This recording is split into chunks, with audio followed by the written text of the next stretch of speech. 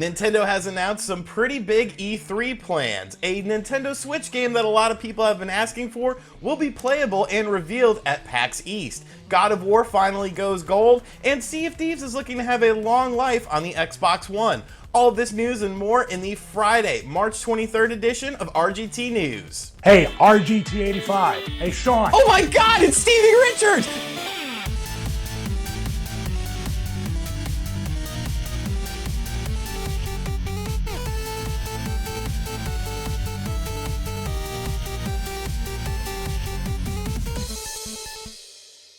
So like I said, Nintendo has released some of their E3 plans, and it's pretty crazy to see how all in they are going with E3 2018. One of the big announcements was that Splatoon 2 will actually have a big tournament at the event. Now, we've seen Nintendo do tournaments at the event. Then we had the Nintendo World Championships. We, of course, had Smash Brothers on the Wii U before the game came out. And that sort of leads us into the next little bit of information. There's going to be a huge Smash Brothers for Nintendo Switch invitational tournament at E3 as well. So that means that Super Smash Brothers for the Nintendo Switch will be playable at E3 2018 for both people in the tournament and more than likely on the show floor. So to this honestly to me means that this game is a 2018 release confirmed. We'll definitely see it this holiday season, and I think a lot of people are really looking forward to this. I'm definitely not a hardcore Smash player. I'm more of the casual type, but I do enjoy the different characters in the game and the different game mechanics and trying to learn these characters. I never really got super hardcore into it, but I do enjoy playing it from time to time because it's still a fun game with a really deep and varied roster. It'll be very interesting to see what characters are unveiled for Super Smash Bros. For the Nintendo Switch at E3 2018. But honestly, E3 2018 is shaping up to be pretty big when you have Microsoft coming out saying that they're going for their biggest E3 yet. You have Nintendo dropping these two tournaments alongside of whatever else they're going to show, and Sony has been very quiet, but you know they're going to come out guns blazing as well. This is shaping up to be one of the biggest E3s ever, and thankfully I'll be able to cover the whole thing for you guys, so I'm definitely looking forward to that. I cannot wait till E3. Let me know what you think of these two tournaments in the comments section down below if you're excited to see Super Smash Bros. For the Nintendo Switch at E3 this year. One of the biggest releases of the month of April on 420 Blaze It, if you're into that, is God of War 4 for the PS4. Now, this game has officially gone gold, which means that it is done. It has hit the production line, and it is now ready to be rolled out. And it's going to be very interesting to see how God of War 4 does. We looked at some gameplay footage in the last episode of RGT News, and it's definitely a different style of God of War. It's definitely a different sort of game, but I don't necessarily think that's going to be a bad thing. I think a lot of gamers are going to enjoy that little bit of slower pace style with more puzzle mechanics than the whole Devil May Cry over the top action thing.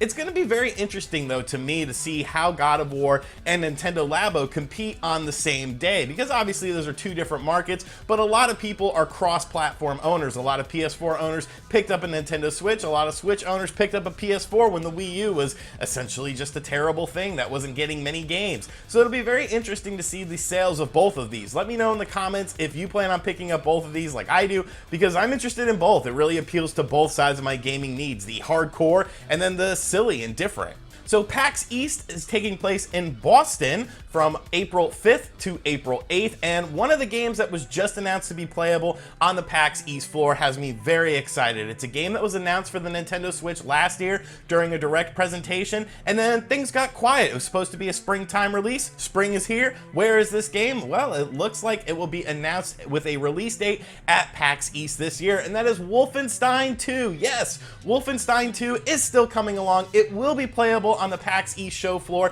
and I'm really looking forward to seeing this game. I think it's going to be a very visually impressive game, and I think it's going to be pretty impressive how the final product turns out. When you look at a game like Doom, Doom had two big components to it. It had a single player and a multiplayer, and it was the first game that Panic Button had done on the Nintendo Switch, so obviously there was a bit of a learning curve. If you look at Doom with the patch that it recently got, it looks phenomenal. So without having to do an online component for Wolfenstein 2 for the Nintendo Switch, they could put all all their resources into that single player, and I think it's going to be very surprising. It'll be interesting to see how the game sells. It didn't really sell all that well on the PS4 and the Xbox One. A lot of other games came out around that time, so it'll be interesting to see how the Switch version performs. I'm definitely looking forward to seeing some off-cam footage of the game, though. I'm definitely looking forward to getting my hands on it, because I did not pick up Wolfenstein 2 on the other platforms. I wanted to check it out on the Nintendo Switch. So it will be available on the play floor at PAX East. They're actually going to be giving away a special Wolfenstein themed Nintendo Switch as well. So if you're going to be at PAX East, you should definitely check out their booth, because that's going to be pretty sick.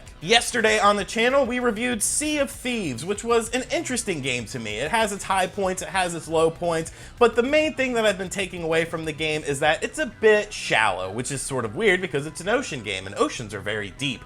But the game does feel a bit shallow, and Rare actually did an interview with IGN where they talked about some long-term plans for the game. They continually plan on adding more content to the game. They actually can envision this game becoming very big and very different than we see it now. There's actually a bit of a long-term plan for this game as well, with a 5 to 10 year potential life cycle. And I think that's very interesting, but I'm not sure they'll be able to attain that, because for every successful online-only game, there's 100 different games that come along and never just really hit the mark with gamers. We've seen impressive downloads for the game with over 1 million concurrent players on Sea of Thieves already, but you have to factor in the fact that this is on Game Pass as well, so it's not like those are all $60 sales. Still impressive, though, that a lot of people are checking out this game. Now, the main thing is, will this be a long-term success, or will this be something like For Honor that Ubisoft did last year, that had a good mechanic, it had interesting gameplay, but unfortunately, it just did not stick with gamers, and it fell flat on its face. So I'm very curious to see the life cycle of Sea of Thieves. If they can add some more stuff to the open world aspect of the game, I think I would definitely jump back into it and check it out again. As of right now, though, I'm pretty much not too interested in the game. Let me know what you think of Sea of Thieves in the comment section down below if you've been enjoying the game, though.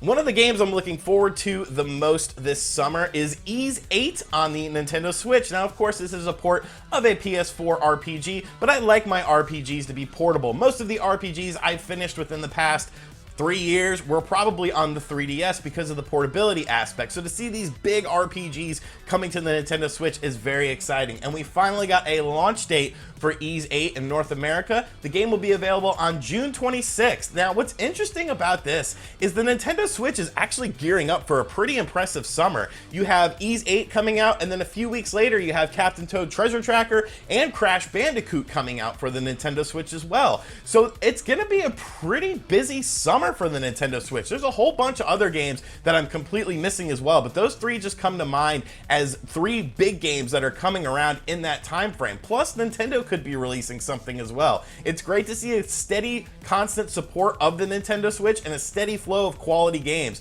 because in my opinion, these are three games that I will definitely be picking up. So if you're excited for Ys 8, let me know in the comment section down below, because man, I can't wait to get my hands on that. The final bit of news on this episode of RGT News is a bit sombering, but it's something I wanted to talk about and bring up anyways. We all know the situation going on with Toys R Us with the bankruptcy, the liquidation sales that are going on, the sort of unfamiliar feeling of there not being a Toys R Us, and the sort of uncertainty from a lot of people within the Toys R Us organization. Is there going to be a small buyout? Will some stores remain the top stores? Is KB Toys going to have an impact on this? We've heard a bunch of different stuff going on with the Toys R Us situation, but Charles Lazarus, who was the original founder of Toys R Us, has actually just passed away at the age of 94. And Charles Lazarus obviously was a bit of a visionary, you know, to come up with something like Toys R Us, a store that resonated with so many people with so many different memories. You know, he was like a father to a lot of us. You know, when you go to Toys R Us,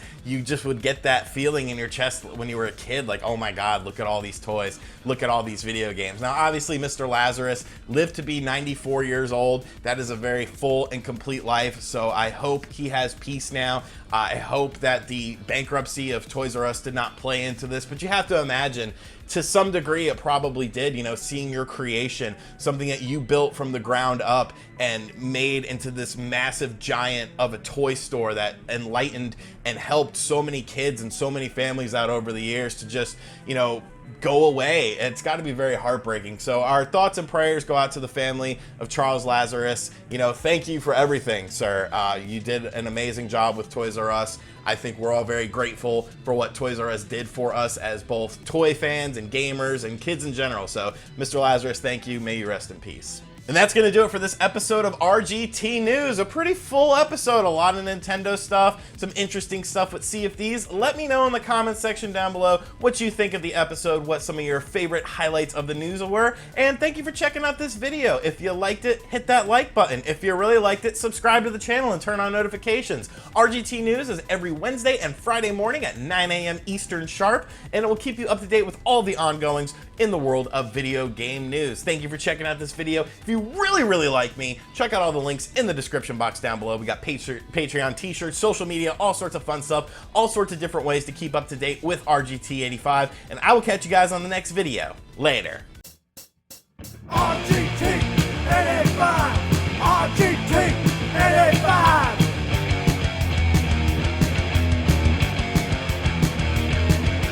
RGT!